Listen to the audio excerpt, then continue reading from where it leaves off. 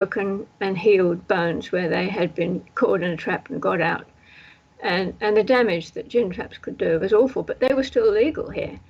But when I left England, in fact, long before I did, in 1958, gin traps were made illegal there, and in their place was developed a thing called the fen trap. And if the fen trap was properly set, it was designed to close across the animal's back, not on its feet. And so if it was properly set, it was supposed to kill reasonably quickly. And it did reasonably quickly by comparison with the gin trap. But the standards of animal welfare applied to traps have been tightened considerably since then. And so under the new regulations, the fen trap is no longer regarded as humane. But DOC has invested a lot of money into developing acceptable humane traps, and I'm glad of that. I mean, I don't like to see animals killed at all, but if you're going to kill them, let's make sure you do it humanely. Now that you're retired, is there one piece of research or area of research you would encourage people to focus on?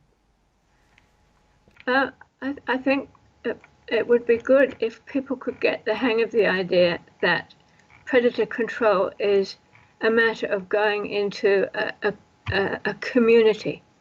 The ones that you might be considered to be concerned about, like goats and rats, they are members of a complex and interrelated animal community. It isn't enough to pick on a few pest species and work only on finding more and better ways to kill them.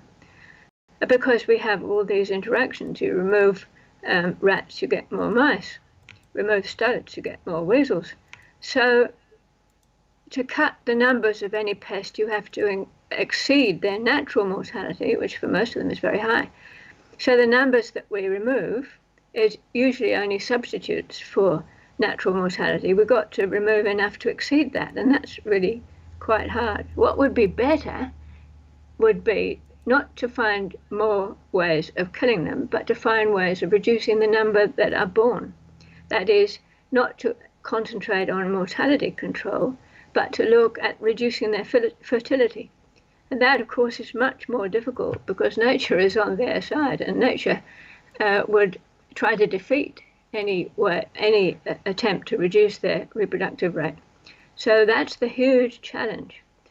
But in the meantime, because we can't meet all those aims at once, the thing to do is to encourage community conservationists, people who are the ones who go out and use what tools we have at the local scale and keep on doing it. They're making a difference locally while we wait for something better. But there will always be reinvasions from surrounding uncontrolled areas until we can think of something that can work at landscape scale. And that is the huge problem now. Well, Professor Carolyn King, I know you've got a lot of fans out there. I've heard from a few of them during the course of this interview. You've made a real impact on New Zealand and on the conservation community and on our understanding of what's going on out there. Thank you very much for your time today. Really appreciate it, and thank you for the work you continue to put into the subject. Jesse, do help people to know that they can get the book. It is available online. Yeah, where should they go? If they look and go to Google and Google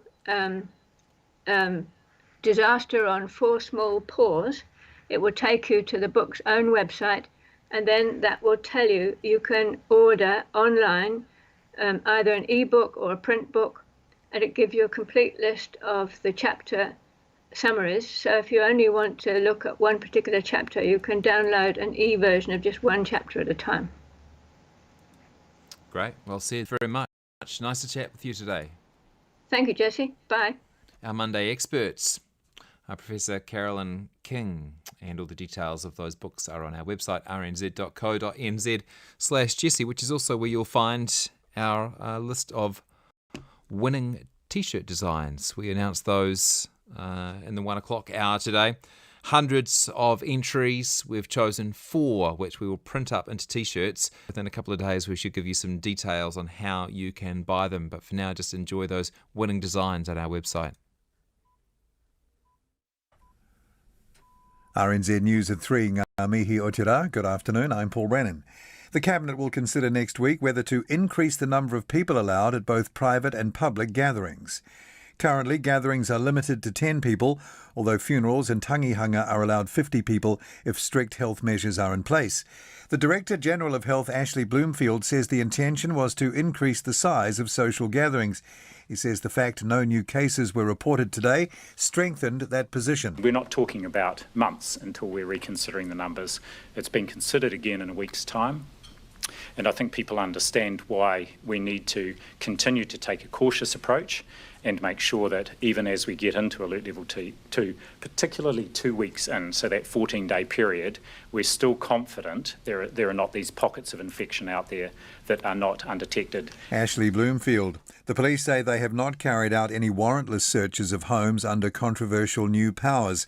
Urgent legislation passed by Parliament last week allows the police to search premises if they believe COVID-19 epidemic rules are not being followed. The Police Commissioner, Andrew Costa, says police need the powers to take action against breaches, such as out-of-control parties. He says there have been 30 breaches of Alert Level 2 restrictions so far, with one prosecution and the rest handled with warnings. The Principals Federation says it's pleasantly surprised with the attendance at primary and intermediate schools today. Hundreds of thousands of children returned this morning, most of whom were last there in late March. The Principals Federation says the average attendance rate was about 84%. Its president, Perry Rush, says it has had no reports of students struggling to get to school on buses today, but warns a problem could emerge later in the week. We've seen a lot of parents supporting their children getting to school today, so lots of drop-offs. And I think also too, we know at an average rate of 84% that we do have lower numbers on our school sites today, so there are less students travelling. So that will be interesting to see how that progresses as the week goes on. Perry Rush from the Principals Federation. In news just to hand, the government has committed $278 million to fund a higher pay rate for early childhood teachers who are fully qualified. The Education Minister says, Chris Hipkins says in 2018, about 400 centres employed a fully qualified workforce, and the new ban will encourage more centres to use fully trained teachers and keep.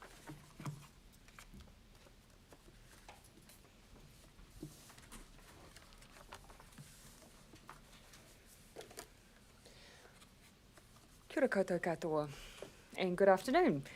Today I'm joined by the Education Minister, Chris Hipkins, as school children and early learners around the country return to their classrooms after weeks of a brand new experience of learning at home. But first I'll run through the week ahead. Tomorrow I travel to Rotorua with Minister Davis and Minister Mahuta. We will meet with tourism and hospitality operators, the Mayor of Rotorua Lake District Council, and visit Puia Cultural and Tourism Centre to hear about their COVID recovery plans. On Wednesday and Thursday, I am in Wellington. On Wednesday, I'll be speaking here again at 1:30 to set out further decision-making milestones for Level 2 and for Level 1. Also, that day will come the release of what is probably best described as a digital diary app. Many of you will have been out and about over the weekend and seen that there have been the development of different apps to be used to support contact tracing.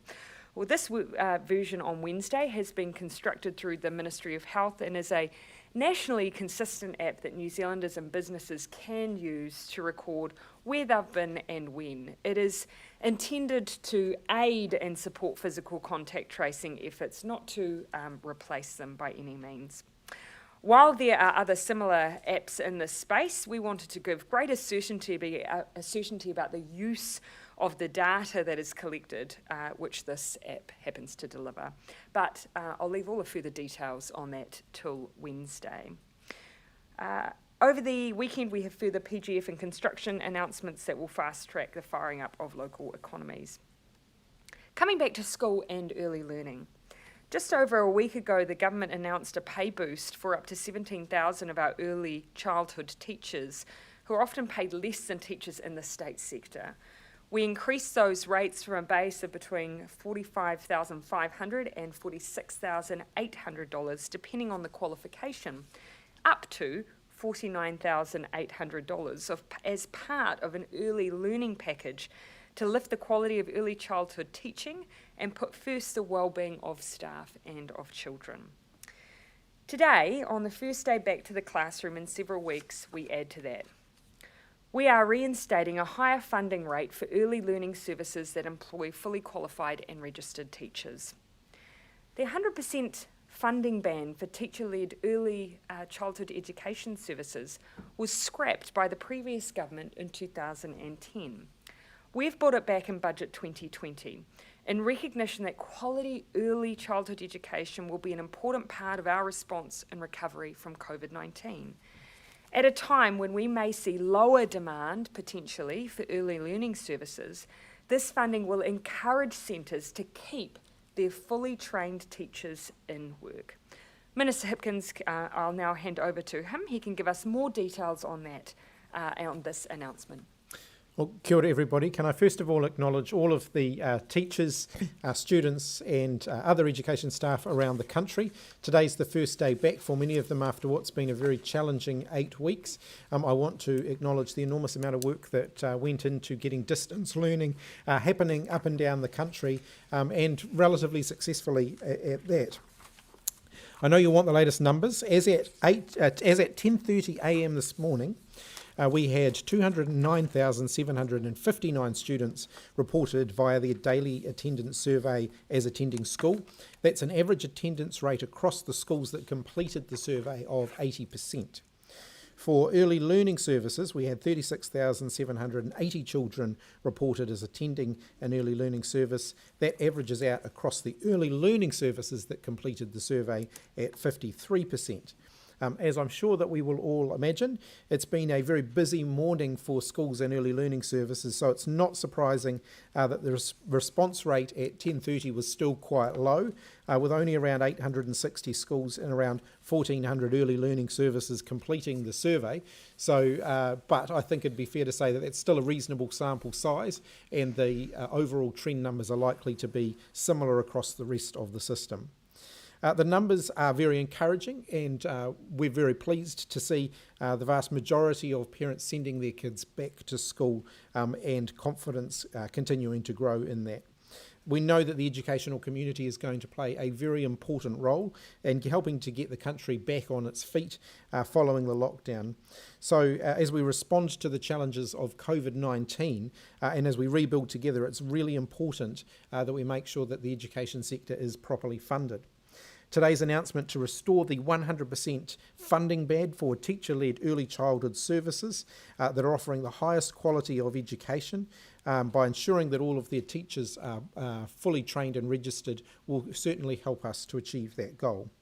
It comes at a time when COVID-19 is likely to lower demand for early learning, as the Prime Minister has mentioned, and this funding will help them to keep hold of their qualified and registered staff. We did have a shortage of early childhood teachers going into the COVID-19 response, and we don't want to lose any registered teachers we have while we experience a dip in participation.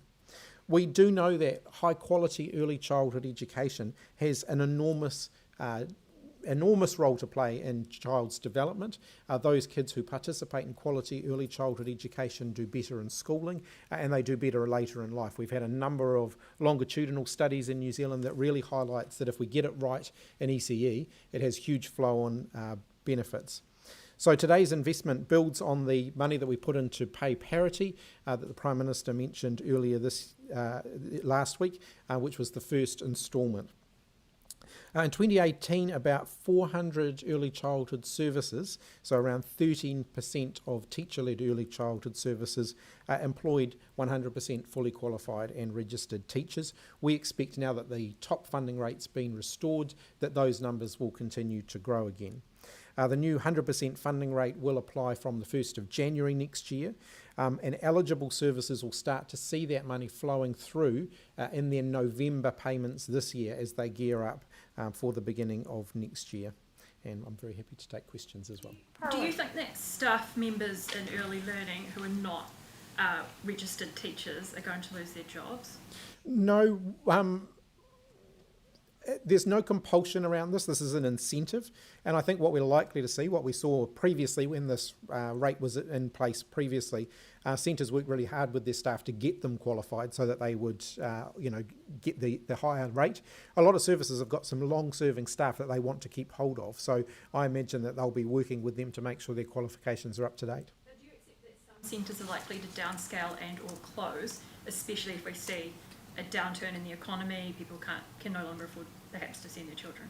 I think we are likely to see some changing participation patterns. So, for example, if you've got 3 and 4 year olds, some families may choose to drop back to just using the 20 free hours, whereas at the moment or prior to COVID, they may have been topping those hours up. So there's going to be some shifts in participation patterns. We'll work very closely with the early childhood sector to try and smooth any transitions that are required. We particularly don't want to lose services in areas where there is already underrepresentation and where participation is already quite low, so some of our lower socioeconomic areas. So we're going to be playing a very active role in that and making sure that services don't fall over as they adjust to new participation trends after as things settle down. So just on kids going back to school today, I gather it comes down to an individual school as to whether parents can go past the school gate and into classrooms. I'm not sure across the country, but I think in the sort of Wellington, Wairarapa region, most schools are saying to stay at the gate and very few are letting them into the classroom. Given the sort of, I guess, the stress and nervousness around sending kids back already, do you think that's a bit of a barrier for parents in terms of sending their kids back, knowing that they can't take them into the classroom? No, I mean, I was in this position myself this morning. I had a 3.5-year-old who I dropped off at his daycare, and we had to stop at the gate, and we did a handover at the gate, and that was very well managed. So I think really teachers do know how to manage these situations. I know that, for some of those kids, if they've been at home for 8 weeks, it is going to be a bit of a change for them going back to school, particularly younger kids going back to school or back to early learning. And I do have an enormous faith in the professionalism of our teachers, that they're going to give those kids lots of love, lots of cuddles if they need them, and really help to support them through that transition. Talking about that survey, and granted that maybe not everyone has filled it out yet, but are you concerned that, talking about 80% of students going back to school, that's still a big chunk of kids who aren't learning in a school environment? Look, we've always expected that it's going to take a few days for numbers to build up again. Some schools are actually proactively managing a transition where they're saying, well, we want these year levels back on this date and these year levels back maybe tomorrow, so that they're staggering their start times. But I expect that we will see participation continue to grow over the coming week. My message to schools has been be tolerant of the parent community whilst they rebuild their confidence and re-engaging with the outside world. 8 weeks to be locked down at home is a long time, and it is a bit of a culture shock to come back out again. So we're going to need to support families as they go through that process. How much leniency are you giving parents? How long will kids be allowed to stay away from school? Look, our message is it's safe to send kids back to school. We want kids back at school. We want them to be able to catch up with any learning that they've lost during the lockdown period. And actually, it is a huge undertaking for teachers to be trying to support in-classroom learning and distance learning at the same time. So the more we can have kids back in school, the easier it's going to be for everyone, and the better it's going to be for the kids. Prime Minister, can I ask about China? We're supporting the review looking into where COVID-19 originated. Do you think that will have a damaging effect on our relationship with China? I think actually, to be clear, what we're supporting is an independent look at what we can learn from this global pandemic. And that includes from different countries' responses as it entered within their borders as well. So that's something that's being sought by a large number of countries, including EU members, because I think it's natural that after such an insignificant event, we would want to take a look at what we should all have learnt from this experience. Will damage our relationship with China? No, I mean, I've been through the statement again today, and actually the suggestion is that there will be widespread and potentially unanimous support for an independent inquiry, because this is one that does not seek to lay blame. It seeks to learn from an experience that I think every citizen around the world would know we would need to learn from. That Australia has been overly aggressive with some countries? Look, it's ultimately not for me to determine the position or stance of any other country beyond New Zealand. That's the relationship that I have a role to play in, and that's the one I'm squarely focused on.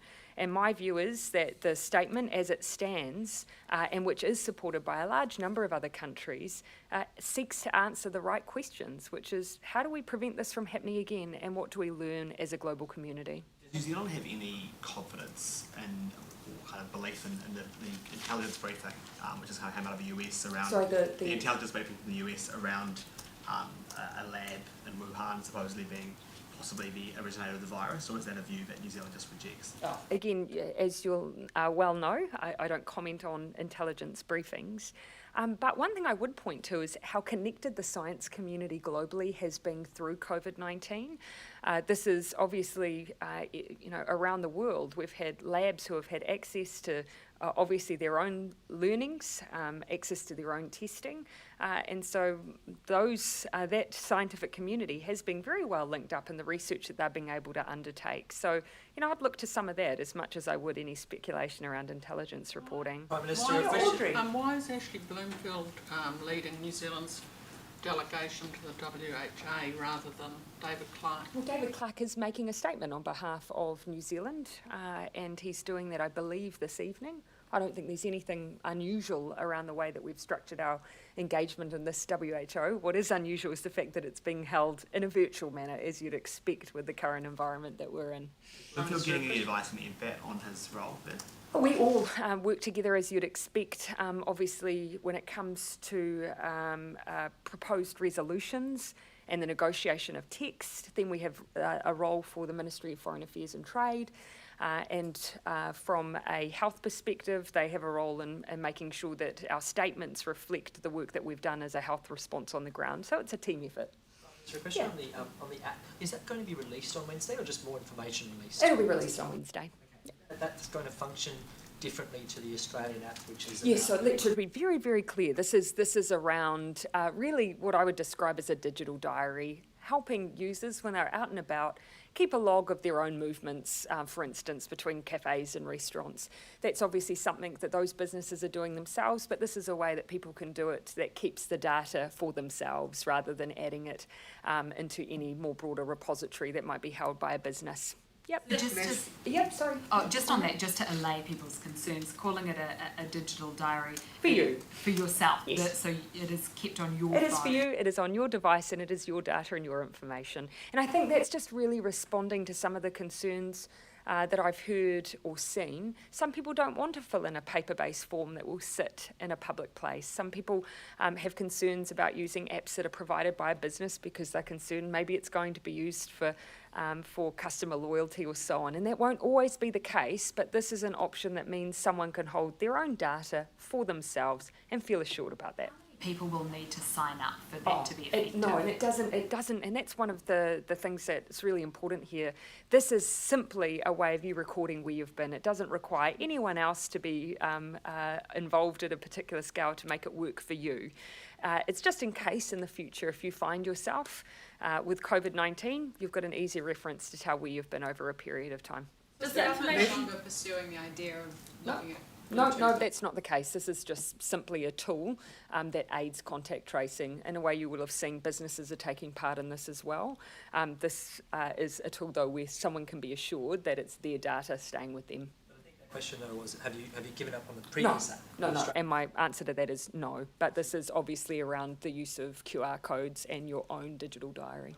I previously brought that up though. Sorry, what was that? When we've asked you previously about the Australian style contact tracing app, you said it might be coming soon, and obviously it's been months, so or at least a month. So is it coming? Has it been months? I know it feels like a long time.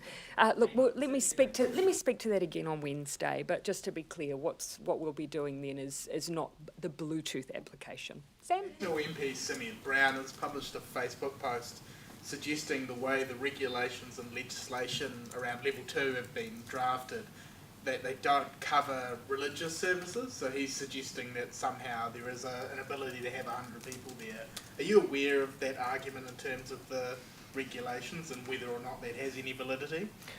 You'll obviously forgive me for relying on Crown law rather than Facebook posts, and Crown law considered that religious services fall under the definition of gatherings, and they, of course, are the ones involved in the drafting of the orders. And so obviously that's where I look to for my advice. Do you think it's appropriate then for a Member of Parliament to be publishing such information or assertions to... My hope would be that actually we recognise that we all have the same goal here. I would hope that no Member of Parliament wants to see us in a position where we have a second wave of COVID. All of us also, I would hope, want to be in a position where religious services are able to take place again safely as soon as possible. I believe that should be our joint mission. So my hope is that we will be in a position sooner rather than later to see people being able to come together safely to practice their faith. And I hope with the DG's recommendation, the Director General, if we continue on the path we are, we should see that sooner rather than later. Prime Minister, just a question about lending to businesses. Yes. I note that the scheme that the IRD is running has had a lot of uptake. A lot of small businesses have taken out loans. $500 million has been paid, but not many businesses. I'll give you another update if you'd like. Yep. The latest numbers, we've had 38,778 applications as of the morning of the 18th of May, and the average amount applied for is $17,624. Right, so decent uptake, but the uptake of the business finance guarantee scheme that loan that banks are giving out hasn't been that great. Does this indicate that actually there's more for the government to do for other businesses, perhaps medium-sized businesses, that aren't getting loans under the business finance guarantee scheme, because so many small businesses are taking up the IRD scheme? Yeah. I don't know whether I'd want to jump necessarily to that conclusion straight off the bat, keeping in mind that regardless of scale, that scheme, the government scheme is available. It just caps out at 50 FTE in terms of the quantum and $100,000. So if what you're asking is, does that mean that people aren't able to access larger loans via the government-backed scheme via the banks? I'd probably want to see some data or analysis around that. One thing we did see a gap in, though, was those smaller businesses where security might be an issue, where it might be smaller loans and where there might be concerns over the repayments and the requirements around repayments, and that we've sought to fill that gap. But I don't think I'd write off that it hasn't been useful generally for medium-sized businesses as well. Are you considering, just a follow-up on that, further support for medium-sized businesses? Because smaller ones can go to the IRD, larger ones might be able to go to their shareholders, but medium-sized might be kind of falling in between. Yeah, so in terms of medium-sized, I would take as a whole the package. So we've had the wage subsidy. We do have both loan schemes available both through banks and IRD, and also there's the significant tax changes that I would have thought would be enabling some of those medium-sized enterprises to access cash flow through the carryback of loss in particular. So taken as a whole, I think that does support a number of those needs, and we haven't finished the work on commercial leases, obviously, too. Just a question from a colleague. Is that arts and culture relief package coming this week? I haven't given a firm date on it, but we have acknowledged that there will be an arts package and it won't be too far away. So, just on the commercial leases, where are you at with that? Because it's been sort of a while now saying we want to do something. Yeah, and as I've indicated, that is something that we have been working on as colleagues. I've also acknowledged some of the complexity that exists between making sure that we get that balance of fairness right between the tenant and the commercial land holder. But again, we'll be making announcements when those we've worked through some of those issues. Time frame on that? Not at this stage, but we know that it is time sensitive. Talks with Scott Morrison, either yourself or at a foreign affairs level. Has there been any update over the last sort of 3 or 4 days about a potential for Trans-Tasman bubble? Oh, look, no, but nor do I expect there to be any update at this particular stage. What we are anticipating now is that our officials and our teams are working respectively on getting our own houses in order at the border, ready to go for a time when both sides of the Tasman feel comfortable that we're ready to see that travel resume between Australia and New Zealand. What about that new spike in Australia that's come up in the last couple of days? I think ultimately neither Australia nor New Zealand wants to be responsible for cases in either country. I think we take our responsibility quite seriously there. So we will want to be in a position where we feel really comfortable that opening the border between ourselves won't open up any risk between us. AI, it's the facial tracking big data trial that the police used. Should the commissioner was kind of clear that obviously it should have gone to the privacy commissioner before the trial happened. I'm presuming you share that view, but do you think the app should ever have been trialled at all? Again, it's something that I would have liked to have had sight on, and the privacy commissioner definitely have sight on. Not if they asked. Oh, I would have wanted to have seen it first before making any judgment, but it is something that I think is significant for New Zealanders. So yes, it is something I would have liked line of sight on. That expectation clear to the police? Yes, not directly, but I believe they have been informed of my view on that. The operational freedom. This is a policy thing for you? No. I think ultimately, though, this is the kind of issue that wider New Zealand will take an interest in. We do too, and it's just the kind of thing that I do think that we should have debates together around. These are significant issues, and just in the same way that the Privacy Commissioner should have been brought in. Jessica. Statistics New Zealand have just put out the latest number for our population at 5 million. You've obviously been talking a bit lately about our team of 5 million, but what do you... I was obviously rounding up. What do you make of the news that we are now officially 5 million? Is that something to celebrate? 5,002,100. Look, it is a milestone for us as a nation, and we have gotten there a little more quickly than in the past. I think at the moment we had probably climatised to the 5 million because that's how we've been referring to ourselves for a little wee while now. That number though, I mean, climbing to that quicker than anticipated. Do you see that as a positive, or is that something we need to be a bit cautious of?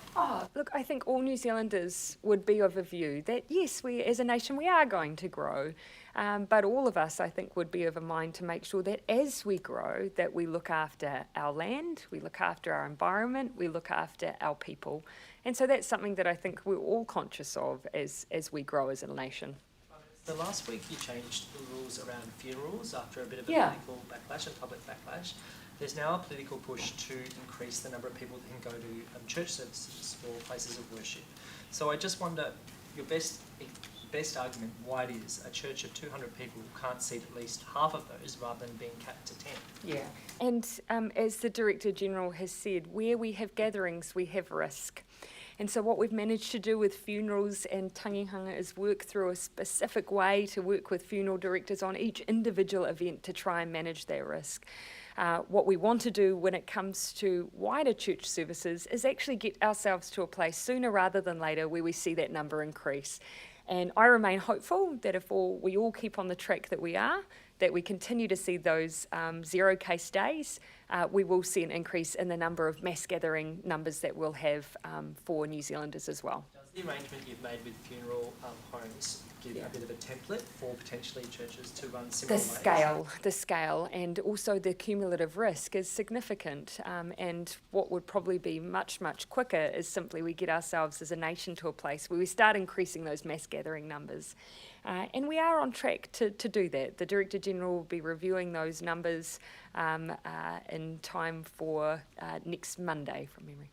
If we get more 0 days, these positions of caps just become so unpopular because people don't understand why these caps have to be. I have huge faith in New Zealanders that they'll be looking abroad as well, and no one wants to see any resurgence here, and so that's why we are continuing to move, we're continuing to open up, but we're doing so in a way that doesn't risk losing everything we've gained. But I share the same desire to continue to see that opening up for things like our religious services too. You had a briefing on the Auckland water shortage.